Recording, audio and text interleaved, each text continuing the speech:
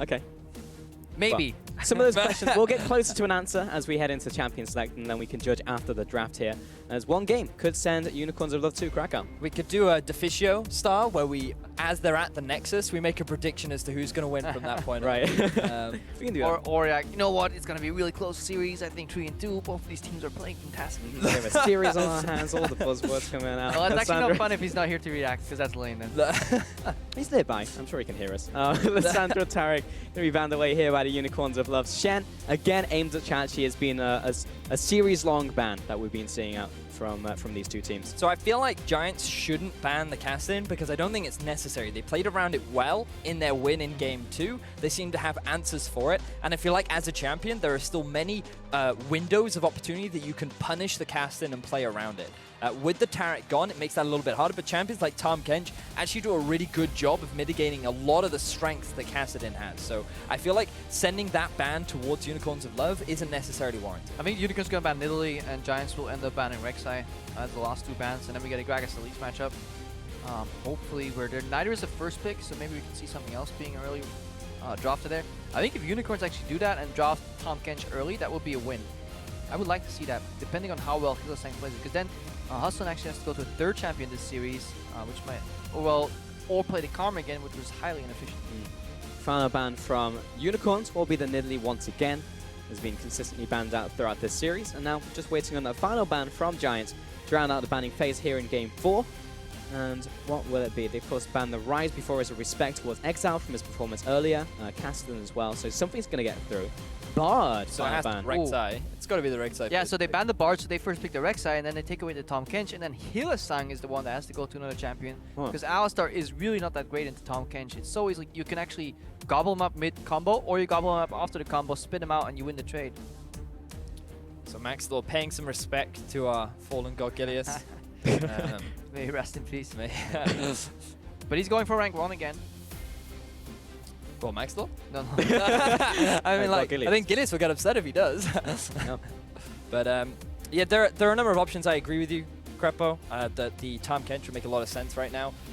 He made a lot of great uses in Game 1, and there's no reason to change things up coming into Game 2. And it also challenges Hillsang as to what he brings out next, because he could go to the Alistar and Braum, both of which Tahm Kench are a very strong pick. Traditional playoffs, Hillsang ends up playing like things like Morgana support, or maybe even Thresh there. So I really hope this TK comes out. Going back to his roots. Got these lock-ins now coming in. It will be Gnar and Rise. All right, Giants now taking it to the table. But now you're just asking Unicorns of Love to pick winning matchups. You could pick Vlad and Aurelia here for the Unicorns, because Vlad will do fine into the Rise.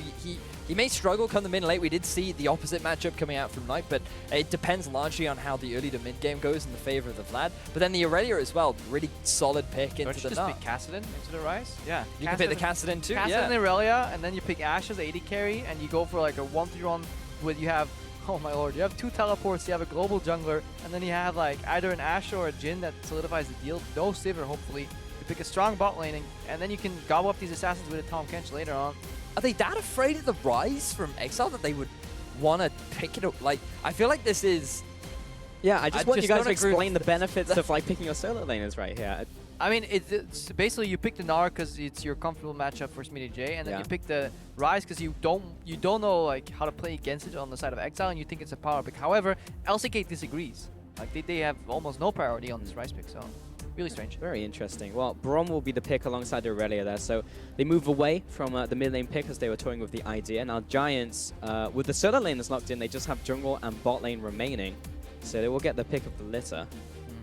So we could very well see a repeat from Sunstar going for the Sivir once again.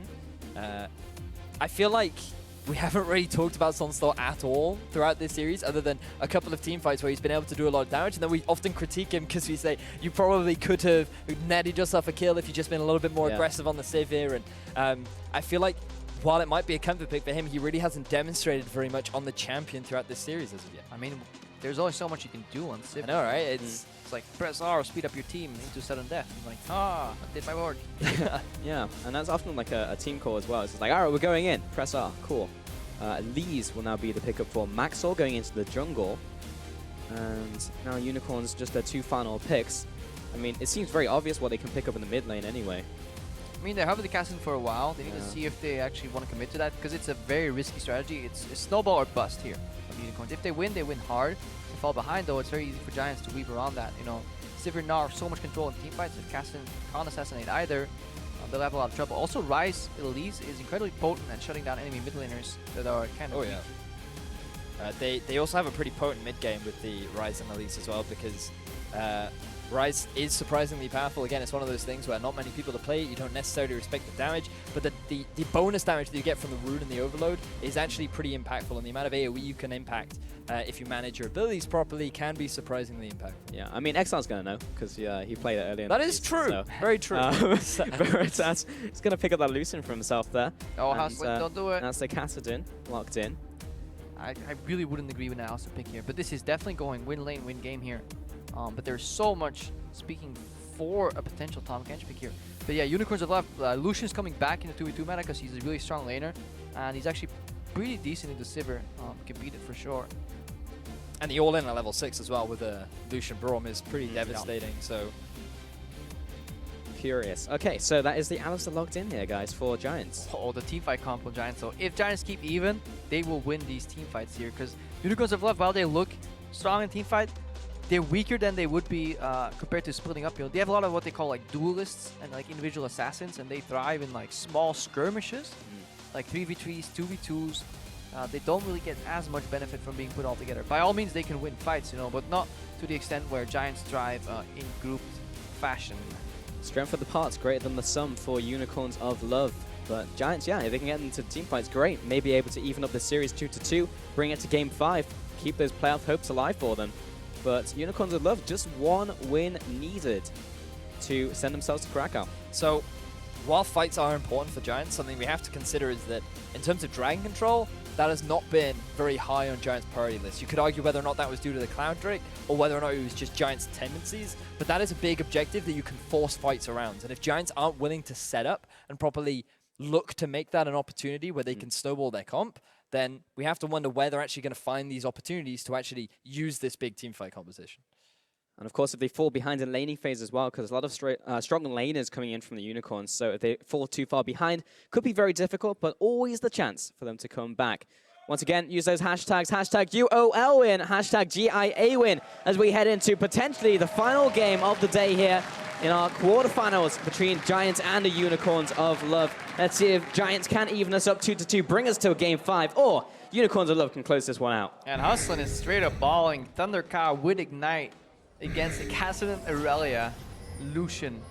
That's like the dream to play Exhaust, because you can click anywhere on your map in a fight, and like either you hit somebody with Exhaust or they'll dash through it and get hit anyways. But he's going for the Ignite. Really interesting. Wow. Well, balls to the wall in this game. See if we can make it work. Looking towards Unicorns of Love. Smitty J. Love this cheeky normal invade, but it's slightly a couple of seconds late. Usually you go around here at like 39 on curve when they want to walk around, and you queue into the brush, but they're a bit too late. Really nice by Smitty J actually dodging that. Yeah, Ward and the Q coming in, so we'll see in this initial evade. And Sunstar and Huston will push in the bottom side. Knight also pushing towards Exile, so they'll get some deep vision.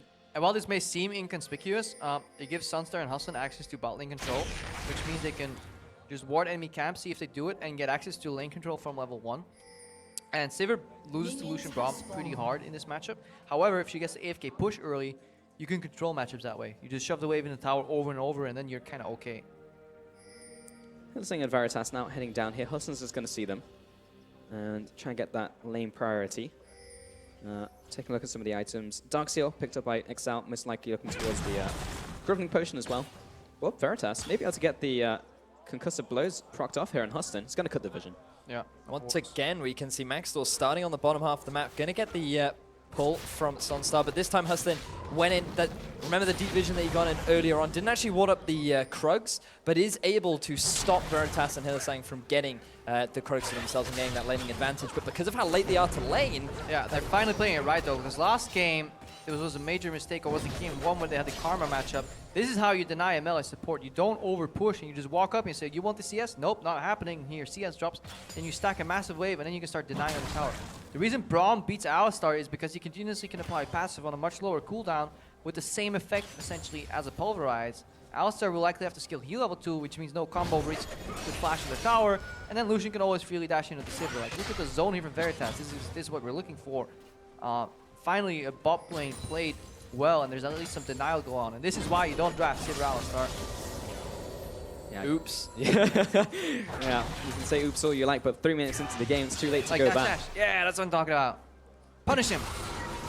Bad draft. Yeah, excited today with some strange things, Mitch, but I love all the matchups, and I hate them not seeing punished. When you watch LCK, as much as these guys are fantastic players, they're conditioned for minimum risk. Oh no, absolutely. And they don't butcher bot lanes like you're supposed to. Like, these guys are not supposed to touch any CS. There's even minor mistakes here by Veritas, slightly over pushing early, but he's punishing so well. But back to Max Lore.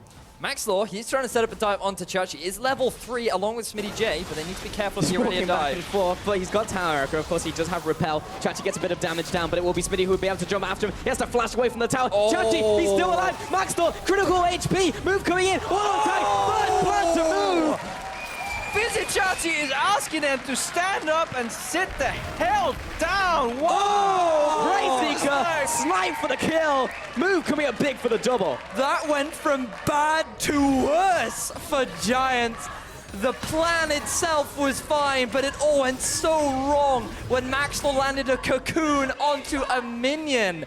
That could not have been any worse for the side of Giants, and you're Not like already this. losing your bottom lane. You need to get that advantage in the top half of the map, and things just went so badly. Slightly late on the shield here, but it's really good counter punish here. Ignite goes on. Response with the exhaust. Hylissang was a fraction of a second too late on that boomerang interrupt. Otherwise, that trade would be heavily won here. And that actually means that Sunstar can now actually sustain up and slightly equalize the minions because he has much higher health. I'm going to see that replay one more time. And man, Chachi escaping so low HP.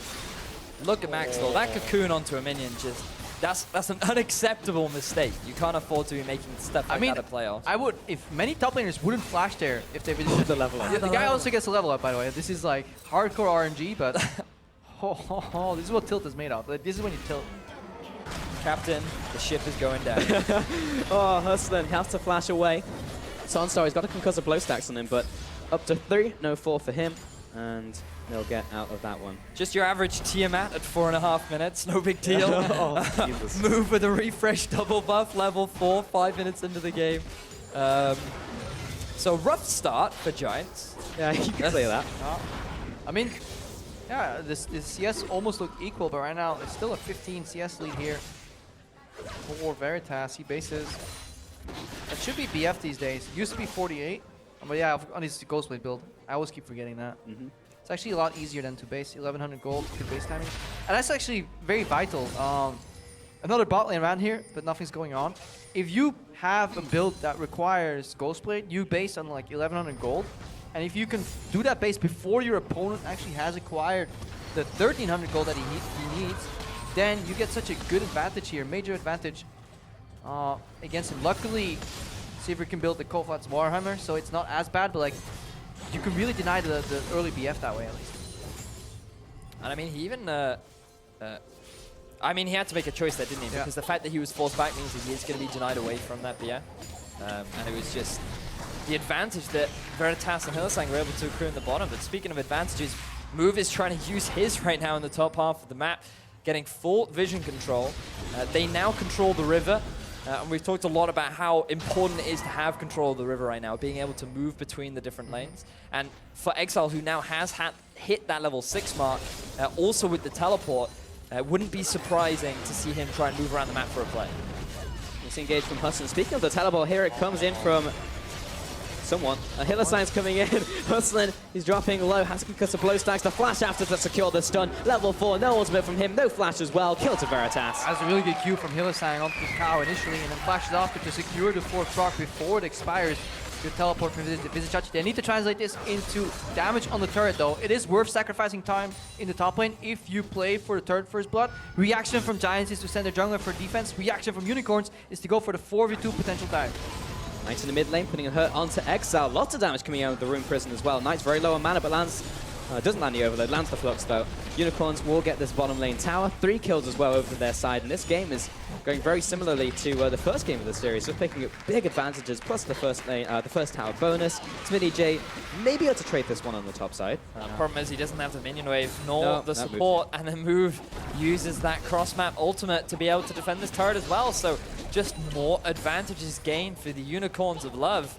And we have to backtrack very early on into this series because this was something that we were all discussing in the office, where we said, you know, now that we're in confirmed standard lanes, will this be a good or a bad thing for both these teams? And when we looked at the stats and we identified that Giants have played so few standard lanes and one even less, we thought, well, maybe it's actually Unicorns of Love actually coming in with the advantage. And you can see throughout this series, when they get these standard matchups, when they have things go the way in which they need them in the early game, they can so easily snowball this into a very strong lead. Yeah, because it seeps into drafts too. You know, sometimes like the matchups that you end up playing are picked because there also is the potential of a lane swap, so people don't pick up all per lane. Now Hillesang, he's getting caught though. Good pick up by Hustlin and Maxwell here. Really good chain CC, but he's going to jump back to Exile. Oh! Catches him right off to the side of Exile. Was not able to get the hero mode body block. Yeah, and Giants, they've only played 11 standard lane games this season, as opposed to the 36 games that they've played. That is below 1 in 3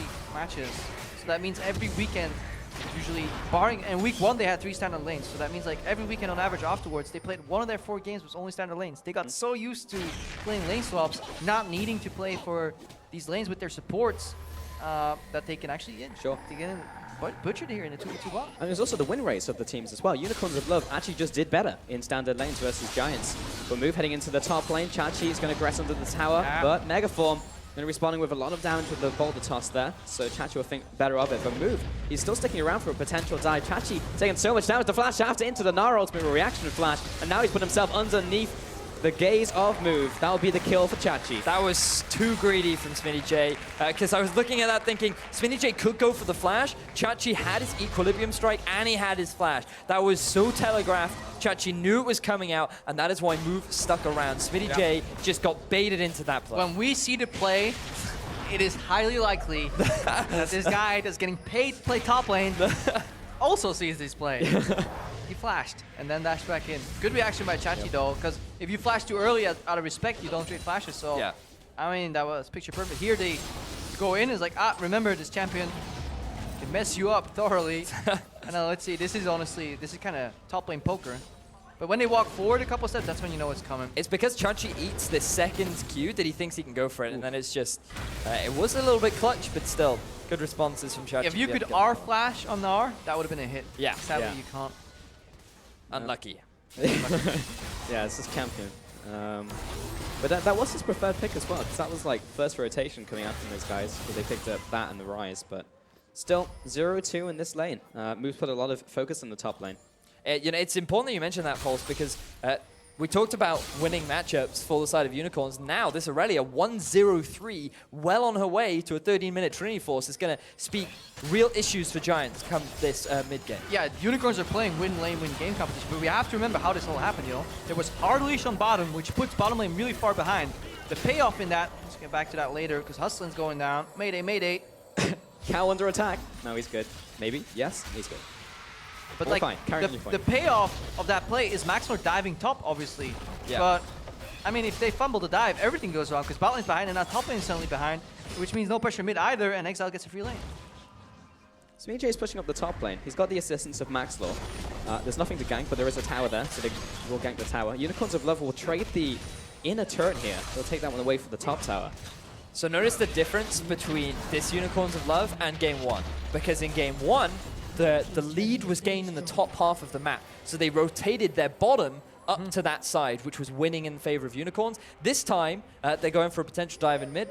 Well, they're going to stymie that. But anyway, the bottom lane was the one winning. Unicorns of Love then forced to place in the bottom half of the map. So they're always playing on the side of the map where they have the lead and they can easily force this objective. Yeah, it was just a good reactionary teleport too. Both side lanes were honestly applying for one of these plays. You know, bot could rotate top could rotate bottom, and they just had the right timing to do it. In this case, Unicorns showing some adaptability, not getting stuck in like play patterns necessarily. And they see on top of the game, because even game 3, they were slightly behind early. But they really had that condensed mid-game where they were playing as a 4-man unit repetitively, just looking for picks. You know, yeah, it doesn't matter if somebody gets more farm on the side lanes. And they were abusing the fact the Giants were not playing risk-free.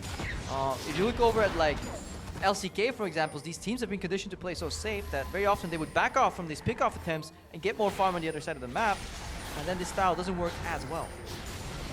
Move now the one who's aggressing into Maxwell's jungle. Traditionally through this series, Maxwell's been trying to take away Move's jungle camps, getting into his jungle, but Move with that early double kill on the early tier map puts him so far ahead of Maxwell. Maxwell just can't even get close to that Rek'Sai right now. And with 12 minutes on the clock, pretty decent gold advantage. Yeah, going back to that earlier point I made about you getting excited for stuff, it wasn't about the matchup. It was just about like stuff that Lucian does. It was like wham, wham, wham, and then I just saw you doing like the Lucian hand movement. And just like I reenact the color, man. Such a cool ability. Giants. Reminds me of the Matrix. If only they made a second and third movie of that series. Now Move going in. Move. He's dropping low. May indeed go down, but Hudson's gonna make his way out. And will indeed go down. Smitty J is actually getting caught up here with the CC landing on him. He's still alive. Chachi will pick up that kill. And now Exile's coming in onto Knight. Now he's getting chased after. Sunstar, it's all about damage control now from Giants. But Sunstar has to go back into the fight. Try and get the Ricochet onto the support. But that's the kill. 4 for 0 for Unicorns. Poor Hylissang was running away from the traveling Ricochet as if it was like a Jaws movie, but he makes it out alive. 3-man drop for Giants. It's all going down the drain. Exile going in. He's gonna jump in front of his ally, take out Knight for the unofficial ace. Wishing he was Neo there, dodging some bullets, but didn't quite happen. Nice setup from the Unicorns. Things going from bad to worse for Giants. You can see they tried to commit to this tower. 4 members versus the 3. They think they're confident enough, but Hustlin just gets locked up underneath the turret. He thinks with his ultimate he can take it, but he's only level 6. The damage reduction is only 50%. And then with Smitty J in mini now for too long, it's just an easy cleanup for the Unicorns of Luck. And we see why Unicorns really like this passive here. Look at how close Sunstar comes to killing Hylissang, by the way. This Braum passive is paying dividends. It was a super late ultimate from Hustlin. Right now on Alistar, the priority has to be to survive, no longer to break free out of the CC chain and train, kind of, you know. It was just too late from Hustlin, and then they overcommit, and then it was slim pickings for Giants, but it was a lot of free pickings for Exile. He could really pick his target and finish them off. Didn't overchase Knight either. It's a little obvious thing, but it's so important that you just turn back and solidify the fight and pick up like 3 or 4 kills as opposed to going for the ace and maybe then dying on the back end. This is such a big advantage now from the Unicorns. I mean, like 6,000 gold plus the Herald over to Chachi. Like, this is getting to the point of insurmountable. And it's at 15 minutes into the game. And we were saying this game 1 as well, biggest gold lead at 15, and now they're just doing it again. It's one of those situations where your only win condition was not lose lane. And then, slight problem here, gents. But they're catered around snowballing, and honestly, both game 1 and now game 4 go back to a single play that decided the series. Yep. Game 1, it was that rotation that we talked enough about. Now Maxwell is dropping, he has nowhere to go, has to flash out. But this series, it goes all about that play in the top lane, because it is not only the dive being fumbled, it's also the investment cost into that play. Getting a Sivir with a melee support through hard leash, and then having to walk into a Lucian in lane versus a Braum, level 1 gets punished. You have no access to spell shield. You don't have a camp to your disposal to get your spell shield sooner, so you can get zoned for a full level. They ate so much poke there. That needs a payoff. Knight right now. Yeah, he's going to have to burn the heal from Sunstar to keep him alive. Prasika also connecting. Chachi was there just in case he could potentially get the snipe down with Blade Surge. And Move is also around the side. But Unicorns of Love, such a stranglehold over the jungle of Giants. Look at all the vision they have down and all the pressure they have. So difficult for Giants even to step foot on their own side of the map. And the thing is, it's 16 minutes in now. You could even set up the 1-3-1 if you want, if you're Unicorns, because you have the Trinity Force on the Aurelia. Rod of Ages, even though it's not a massive spike for Exile, because he's already level 11 and he has 2 points in his little Rift Step, he can do a huge amount of damage, and there's really no one that's going to be able to stop him. Knight, at this point in the game, just doesn't have the damage to trade against Kassadin. To be honest, he may very well never will have I love how we call it the little Rift Step. It's like a little cute thing. Yeah, just like except it's drawing energy from the void to annihilate. Because it used to, I remember Rift Walk, where you could literally like jump a mile. Those are the days of Kassadin. If that's a mile though, then like Teemo. Rift Sprint. This might happen, by the way, mid lane. Chachi's ticking down. Drop, stop, drop, roll. Yeah, he got it. He's good. Quick burn heal coming out from his little health pot there. Yeah, always have that in the inventory. It's good to have. We never had the conversion rate, from units in League, but we'll get back to that later. Moves coming in. Doesn't get the knock-up. Nice stop there from Giants. Bit of damage from the overload as well, and eventually Smitty J will join the fight 4.5 seconds later. Yeah, this is where we see like animals in the wild when it's cold. They all huddle together right now. Giants, they're facing adversity, strength in numbers. They need to group up, but Unicorns will split them up first. Divide and Conquer, cast into a side lane. As Betty has just said, the 1-3-1 is what they need. They need to enable these duelists as well as they can. She's like, can I 1v2? Can I make a montage? No. This is quarterfinals, so let's keep it clean. You know that the moment a minion gets low, he's like, it's time to This is the dash in. But as we've mentioned earlier, in terms of control over the vision, things not doing that well. And Chachi, once again, going for his Q max, as he often does on Aurelia. It does enable you to be that slippery, slidey Aurelia. Yeah, but you need to have those exit creeps prompted, So you need to have one creep to go in, one to go out. Now Veritas dashing in. Nice getting clawed out. Lots of damage coming in from Veritas. Q doesn't quite land. Chachi Chachi. jumping in there. Should be able to pick up the kill. Oh no, he's exhausted. Knight will take down the kill. Knight, he eventually gets taken out by Exile, who finishes him off with that null sphere. Now moves coming in to try and finish off Smitty J. Lots of damage coming in from him. That ultimately is just a 1-for-1 trade. It was time to dive in for Visit Chachi. Someone's going to create a remix of this. It's going to be glorious. Move looking for another potential assassinate onto the mid lane. Maxwell's very low, but it will just get the zone that Unicorns of Love need to try and take down this middle lane tower. Another tower to them. 4 towers to 1 in this game currently, gents. Looks like Chachi did try to go for the montage moment. And to be fair, though, Knight was pretty low. The setup was definitely in his favor. It just resulted in a ever slow, slight response from Huston to get that headbutt pulverize combo, mitigate Knight from losing his health bar, but then Exile was there on the back line, using that Rift Dance, to be honest, to just dance in, dance on out again, and pick up the kill and get away with his life. And that's the montage paradox, In the pursuit of getting into the montage, you actually become what they call montage material. Where the music goes from da da da da da da to da da da da da da da da. I'm speaking more like what you say, and turn it to sepia. But Giants, gray screen. Gray screen, guys, gray screen bug. But mid lane going to be cleared out using that ultimate from Veritas as well. Bit of blam blam out there. But yeah, we also need to look at what this means for Unicorns as a team, because it is quite obvious they're ahead right now, but we need to put this in the storyline of playoffs. These guys have hit playoffs every single time so far. And it started out pretty decently in a really tight series. It was against Fnatic. I think they were in 2 and 3, barely losing that series. But right now, Unicorns, after that, they've lost every single game, I think. And they're finally bouncing back, proving that they can come back from adversity. And right now, finishing 6th, taking on the 3rd place team and winning in this fashion, it has to give them hopes. Yeah, to play against G2, because they are the lowest seed, so they would end up going up against the Giants of Europe. Yes, but in a matchup against G2, standard lane meta is what you need. In lane swaps, they would get murdered here. Yeah. But if their matchup bot can somehow survive, there is a world in which Vizichachi can at least challenge, expect who is a weaker standard laner. Now, Hillesang's face checking. He has to survive.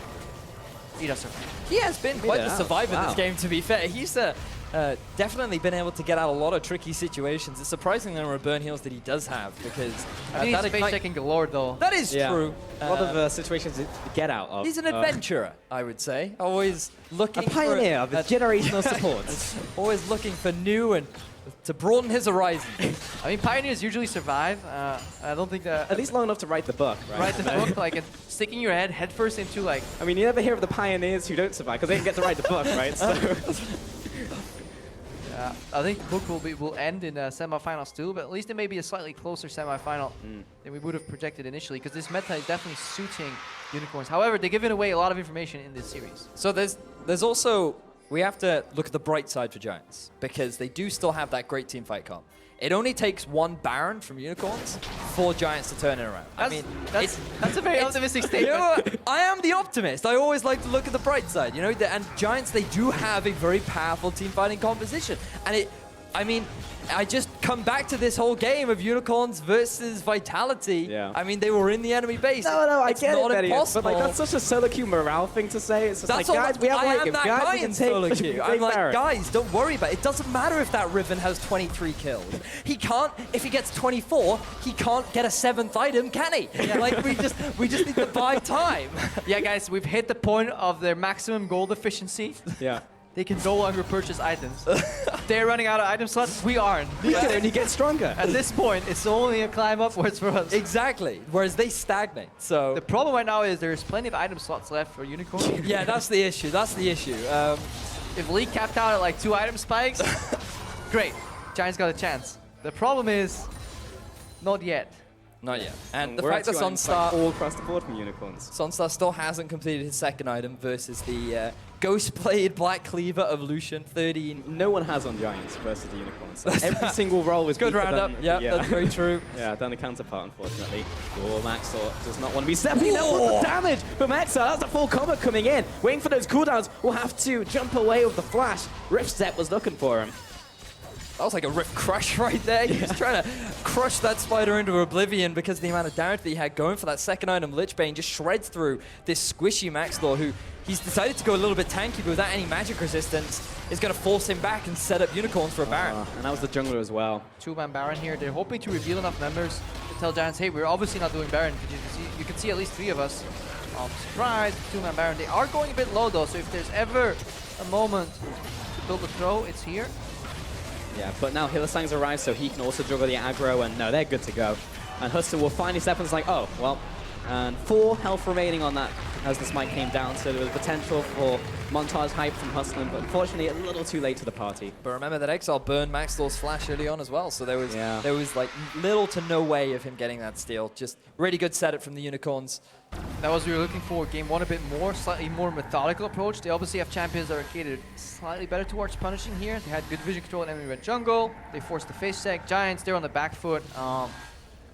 In a scrim, this is a forfeit, but Yeah. they're just clinging on that last bit of hope here. But also the story of Giants in this playoffs, while they will be eliminated right now, they challenged adversity and they finished 3rd right now. They're looking for a counter pick up here, Vizichachi, that's going to buy them time, but it's not going to change that much here for the Giants. They came in as such favorites here because they had really good macro as a team, but we were questioning the strength of their 2v2, you know, and we were questioning Smitty J and the top lane Holy Trinity was good, but then that was also a strength for the Unicorns. Yeah. And they kind of fumbled one play again. There's 2 deciding plays in this entire series for me that decided it all. I mean, ultimately, Unicorns of Love had their own Holy Trinity, and it was in fact Illuminati, and they came back and just completely stomped it out. Like, to steal a line from, I guess, the quick shot bingo card, dare I say, this game is going even better than game 1, because Giants are just pretty much unable to get like anything. They're able to get like some small picks, but nothing really else. But if you're going to take a line out of the quick shot bingo card, you have to take Goon that hit that minion at first here. Here we see it, you know, creative use of the Rise ulti, just quick teleportation into the Krugs. It's like, haha. Wait, what? You're looking for Krugs. 2 were gone, 3 took its place. It's like when you stand there pretending to be the Krugs, and the judge walks up. No, that's Wait, but literally pretending to be the wolves. Yeah. Giants trying to defend this middle lane inner tower now, but Unicorns of Love with this Baron buff, putting a lot of damage down. Luckily they have this Sivir, so they are able to buy a little bit of time, but it's only like 26 minutes into this game where Unicorns of Love are trying to take these very deep objectives away from them. Move up. And Veritas poking with the ultimate. Pretty much gets a full channel onto Huston. That's going to force him away from the tower, and that will result in Unicorns taking this one out. Bottom lane tower is going to fall as well. This is the 1-3-1 that we were talking about during Champion Select. Giants, their composition is built around team fighting, and when you have 2 side laners that are so strong at this point in the game, and with a Baron to back them up, just Giants are running out of answers. And this is something we saw. I mean, yes, they have a gold, but strategically this makes sense. You know, 1-3-1 into teamfight comps is what broke apart the meta as well in Season 3, the early parts there. The entire meta was focused around, you know, also standard lanes and then looking for these teamfights. But certain teams like Fnatic came out in the 1-3-1, they divided and conquered. They didn't allow the sum of the parts to be greater than, what is it? The sum of the parts to be greater than the... Hang on. The whole. The whole to be greater than the sum of the parts, or the team comp to be greater than the sum of the parts individually. However, the parts are never being summed up because they're never together. Yeah. That's the point. divide and conquer here. Split push working out for Unicorns. It's working out so well as well. I mean, like, this is the scenario where 1-3-1 works perfectly, and it's just like, you're on the other side, it's like, what can we do? It was just impossible. Like, they're all over the place, they're strong in every single lane. I dare say that 12,000 gold helps you. Yeah, so that's what I mean. It looks so convincing because you just can't do anything about it. But yeah, 12,000 gold helps. Plus 2 dragons, plus the next one's going to be Ocean. Like, everything has gone the way of Unicorns of Love. Like, almost getting to the point of perfect gaming Giants with that only 1 tower kill on those 3 deaths. But it was still a mistake from Giants. It was. That was punished by Unicorns. It wasn't anything that they generated themselves. If Sure. anything, Vizicachi is prone to getting kind of outplayed in the top lane position-wise. This is one of many instances where Maxwell found access to Vizicachi, like game 2 it was, where I think the Elise showed up, cocooned him, he had to flash out, Maxwell visited again, not enough vision, Vizicachi died. Almost the way like Soaz ended up overextending a lot in Origin. So this is something Unicorns of Love need to take and fix for their series against G2, because Trick will be definitely smart enough to challenge that. Because if we just backtrack, you know, we hype on about that dive, but if you just think that that was a kill for Giants, then they could have done the swap. They could have moved their bottom lane to the top half of the map. They could have done the play that Unicorns did in game 2, or game 1 even, and then it could have been a completely different game. That's why that play and the play you were referencing are the 2 game and series deciding plays of this entire series. Right now, Veritas dodges the combo from Hustlin, and we got a fight. Hustlin is trying his best, trying to get into this fight, but I mean, he has to pop ultimate and just walk away, and such long cooldowns. Use all of his summoners as well. Chachi and Exile, maybe they can get 1 pick here. Exile locked up by Smitty, but he didn't even take much damage. Chachi will take the opportunity to snipe down the cow, and the cow is down, and so is Maxdor, so is Smitty J. He's trying to scuttle to safety, but after all of that, that's the triple kill for Chachi. The 5-0, Unicorns of Love, massive win. Unicorns of Love find the opportunity, they get the kills, and they're going to close out the game. And in convincing fashion, 3-1 in this series. Unicorns of Love take it over Giants and punch in their tickets to Krakow. Yeah, the Unicorns here. Well deserved in this matchup.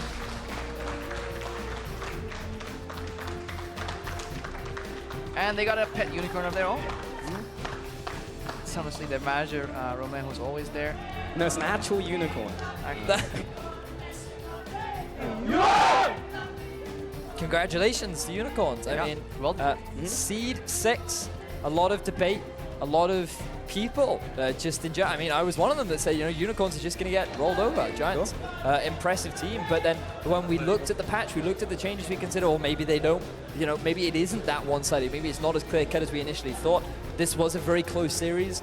I feel like a lot of people were hoping for a Game 5. And if that just one play had happened in the other game, maybe we could have gone to it. But still, it's just congratulations to Unicorns for demonstrating how well they've adapted to the patch in these 2 weeks. But they have given away a lot of information here though, in this series, especially the vulnerability of Vizicachi in that top lane, and also the power that comes with him when he gets snowballing. Yeah. So it's definitely a major factor traditionally, and it's so relieving for him too to actually leave a good mark in these playoffs.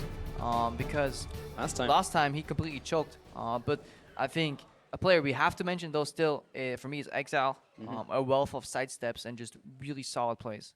Just overall, very impressed by the Unicorns, of course, coming in as the 6th seed up against the 3rd. And like Giants, we were talking about in the golden position, being able to win this game, of course, go into semis and better seeding. But Unicorns of Love, like, really, really stepping it up from the previous splits even. Because, like, every time they get into playoffs, I guess we're out, and then we have to wait until next split. But now, could actually make a very real run until the semis, and they face G2. So it could go very badly from there, gentlemen. But either way, the Unicorns have advanced to the semifinals here in the summer playoffs. So let's head over to the analyst desk for a special edition of the quarterfinal post-game lobby.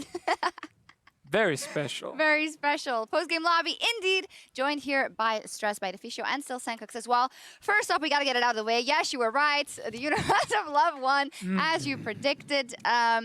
But we want to take a closer look at the final game as the winner interview gets set up. More specifically, the picks and bans. You guys had a thing or two to say, starting off with the fact that Giants started off with locking in their 2 solo laners straight off the bat, showing all of their cards. And the only bad thing from the side of UOL was the Kassadin, you guys said? Yeah, Giants pick and ban phase was really bad in this game here.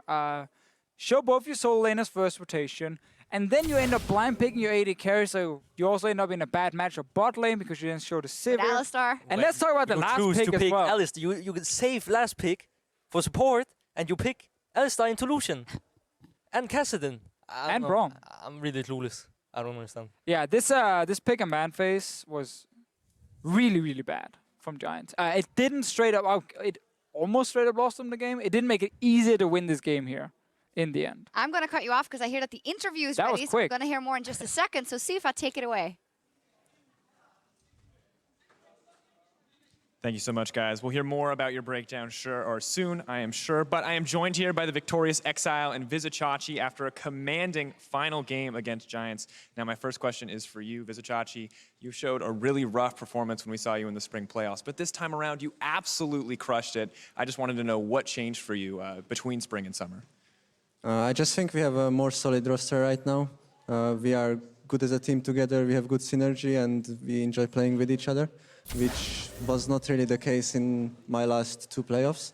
We always had team troubles, and I think we didn't have good practice either, so that was just showing off on stage as well.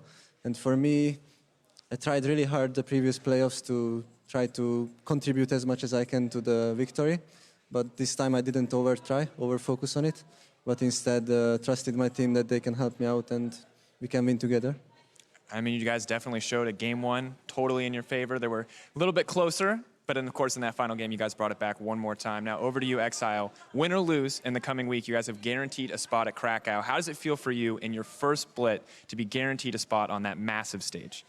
I think it's pretty great, actually, to prove that we are top 4, especially because we had a really rough time in the first weeks, and we just showed that we can improve like this much, and this means a lot.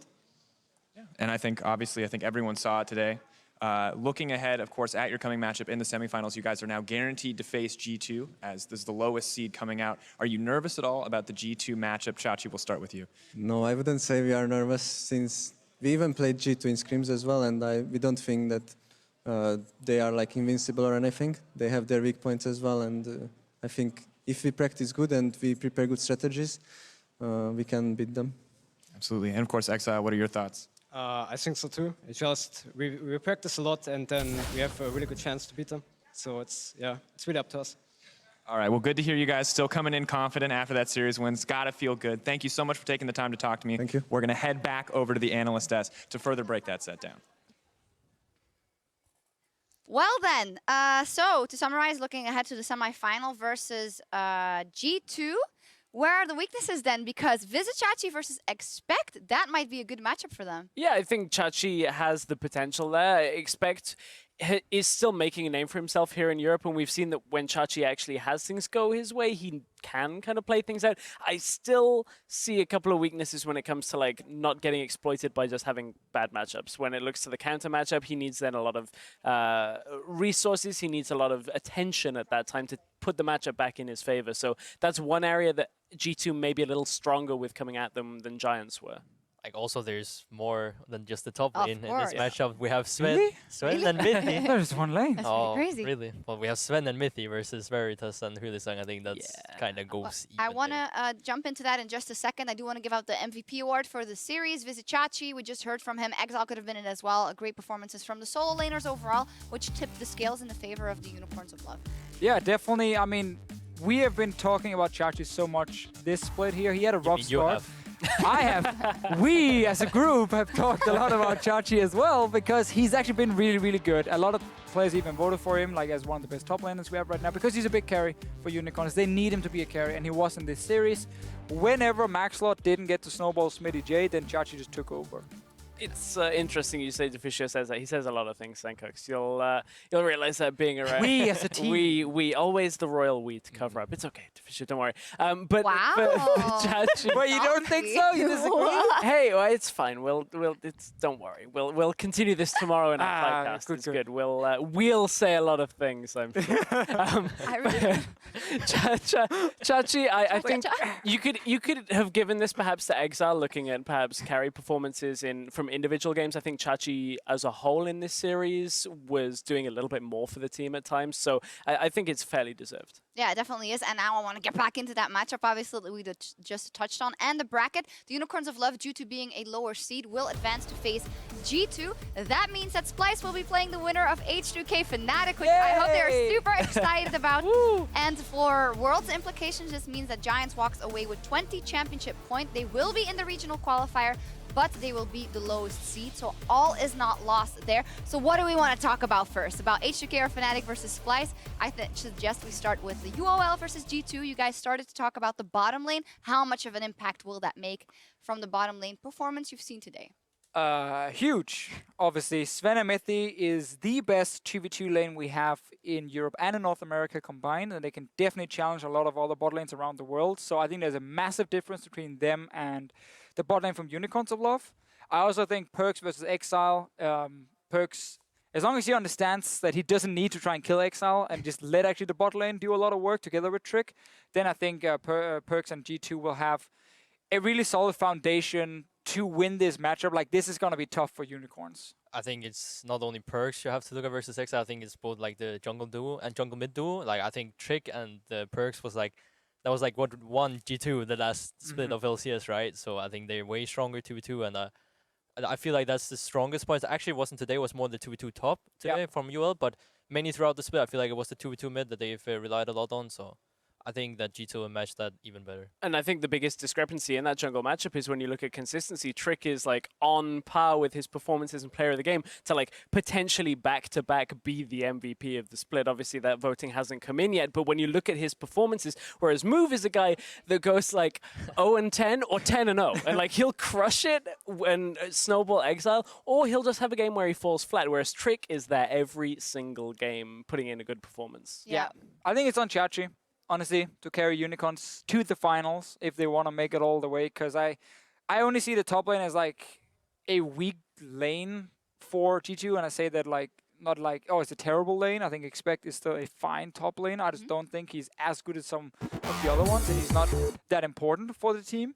So if Chachi and Move together, as you said, the 2v2 with the disco as well, can shut down Expect and then snowball that into other lanes, that's kind of how Unicorns can win. NA is about to start in about 10 minutes. They're setting up. This is their way of telling us, come on, get on with it. Flicking the lights. I think it was more telling that Expect doesn't have to disco, and then if he doesn't disco, you know, Gigi's going to win. Okay, well, speaking about bottom lanes, as you guys have, at the start of the show, we asked you to tweet at LoL eSports to tell us which team you think will best adapt to 614 and why. And we have a tweet from @Starstro64 says, H2 what? H2K. Forgiven and Vander duo are going to dominate this patch. Now, there is so much to say about this tomorrow. H2K versus Fnatic versus Reckless and the Yellow Star. Take it away. Now, I think the most interesting thing about this is I agree that it favors Forgiven and Vander, certainly. But I don't think Forgiven and Vander are going to do too much differently in any 2v2 settings than they would do if this was 614. If they end up in standard lanes, they're still going to do the same thing. Obviously, the reliability of getting that obviously every single game is going to be beneficial to them. But even in lane swaps, they were already becoming more proactive on the map and already making better early game moves than H2K had done all split with Freeze. Also, this says Forgiven and Vander, but how have you guys thought Vander has done so far this split? Because he's always in the same breath as talking about the whole bottom lane, but you wouldn't say individually that he is miles above someone like Mickey, for instance. I don't know. I think Vander has done fine throughout the split, but I think like him and Freeze didn't really make the greatest 2v2 like lane where you think, oh, these guys are gonna go really aggressive and 2v2 kill. Like, it wasn't like that. So I don't know. I think Vander is good. I think he's probably top 3 support, I would say. And then like with Forgiven in standard day, like it should be better for them, I think. But I think putting him as the 3rd best support in Europe is fair. However, I feel like the field of supports in Europe this split has been fairly weak overall. I think there's Mithi and Mickey. And then there's kind of a jump down to like the next. Vander has had some good games, but he also had some really poor individual mistakes. That's what I'm hoping by bringing Forgiven and having hopefully a lot of practice in 2v2 now, like the last few weeks for H2K can kind of make it a little bit stronger. Because you know Forgiven is going to be good 2v2. I don't think he's as good as he used to be because like the guy stops playing and then he plays again, he stops playing. But I do trust in Forgiven and Vander to win that 2v2 and give HK an advantage from the bottom side. From hearing what Vander said in an interview we did with him a week or so ago, he was talking about how he has to be more vocal because Forgiven doesn't talk as much as Freeze does. And I actually think that is a benefit for H2K because when Vander is being more vocal in the 5 games we have as a sample size, H2K were making moves, as I was saying, on the map in the early game. So it may not necessarily be a 2v2 benefit, but I think Vander may come into his own in his own words as he has to shot call a little bit more. Yeah, I actually think it's kind of interesting that he said that he doesn't talk as much anymore because him and Yankas was kind of known for being like the 2v2 duo in the jungle support synergy. So I thought it was kind of weird that they that he says that he didn't communicate as much. I guess because just Freeze in general talks more, but I don't think that's gonna hurt them too much, especially not when they play the whole split together last split. Overall, though, H2K, now we mentioned like shot calling. I kind of feel like that's been like one of the biggest issues for H2K all split long, is that not only did Freeze talk a lot, Ryu is extremely loud whenever we listen to the teams communicate. Odoamna is extremely loud. When you cast in the other studio and you stand right next to them, you hear just 3 people screaming calls, and it's different calls. It's one guy's yelling for Baron, one guy's yelling for recall, one guy's yelling for engage.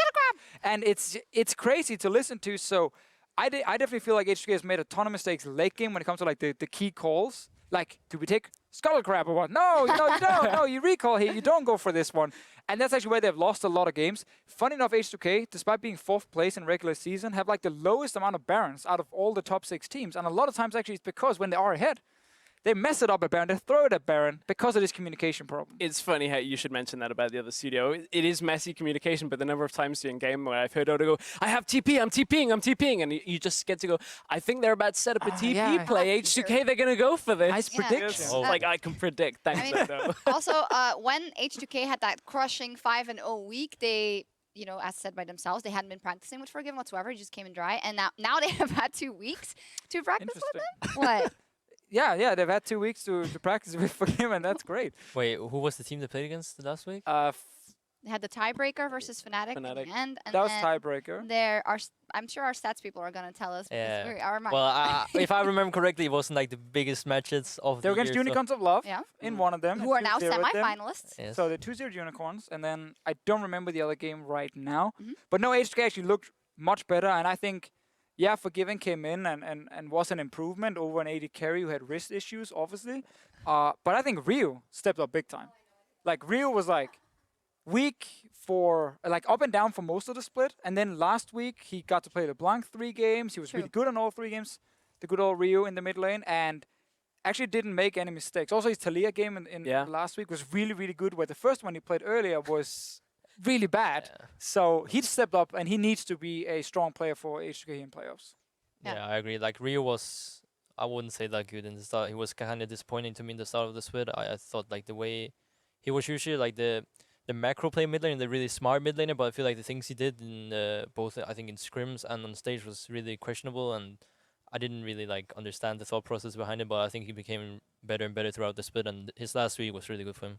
There's a lot of interesting things in this matchup when you only look at one team, and then we look at their opponents on the other side for Fnatic, and there are almost as many questions, because while they haven't changed anybody, maybe even more, they haven't changed a player really since the last couple of weeks, but everything behind the scenes has changed. How does that affect them? All of the questions about their players too, and their performance recently just all spring up, and as you said, could be more. Yeah, definitely so, as well as all the mental influences of getting in fights on Twitter and this and that. I mean, I don't know. I mean this super serious. Like, maybe that does affect one player or the other. We don't know. We're not in their heads. I just heard that we are 2 minutes away from going over to North America. So with the info that we have now, and once again, the fantastic performance by the Unicorns of Love, making it to the semifinal, who is your 3 Worlds contestants from Europe, and how do they make it as a final point? So G2, no-brainer? G2 will get into the final, and I think Splice will get into the final. G2 beats them in the final, so G2 goes away there. Splice then takes... That's the points, yeah. Splice will either get through points or last seed in Gauntlet, so Splice will also make it, and I think H2K will be the 3rd team to join them. Splice will win the split, and then G2 and H2K will make it. That would be a very interesting scenario, because if Fnatic lose to H2K, Fnatic have a very tough time to get to Worlds. I already think it's tough enough, but if Splice win, I think the 2 are easy to pick. Actually, I'm not sure. Yeah, I think the H2K versus Fnatic is probably like the most interesting one. I'm really not sure actually who's gonna get through of those, but Splice on points, Splice on winning, Splice on winning. I expect us and G2, and then we're happy. Then we can be happy. 5 Danes. Yeah, this question becomes a whole lot easier tomorrow. If H2K show up and crush Fnatic, it's like you can't really bet against them. Yeah, definitely. So just to remind you guys, tomorrow at 5 p.m. Central European Summer Time, we'll have that fantastic best of 5 between Fnatic and H2K to determine who will face Splice in the semifinals. Oh my god, I can't wait for that matchup. It's going to be so hype. So many different storylines, so many things to look at. I want to look at the bottom lane especially. Forgiven versus Reckless is going to be super hype. And also, again, which team looks to be the strongest of these two guys who can then make it to Worlds. And do good at Worlds and represent. Yes. Yeah, definitely. I will also have a special pre-game lobby at 4:30 p.m. Central European Summertime. Logged on to facebook.com/LOL eSports. There we will be discussing the playoffs before the show. Now for us, it is time to close off. A big congratulations to the Unicorns of Love for making it to the semifinals. And we'll see Giants in the gauntlet. It's been a long, bumpy road to Worlds. It still is. But we're taking you along for the ride. Remember to join us again tomorrow, 5 p.m. H2K versus Fnatic. We'll be back then. Bye.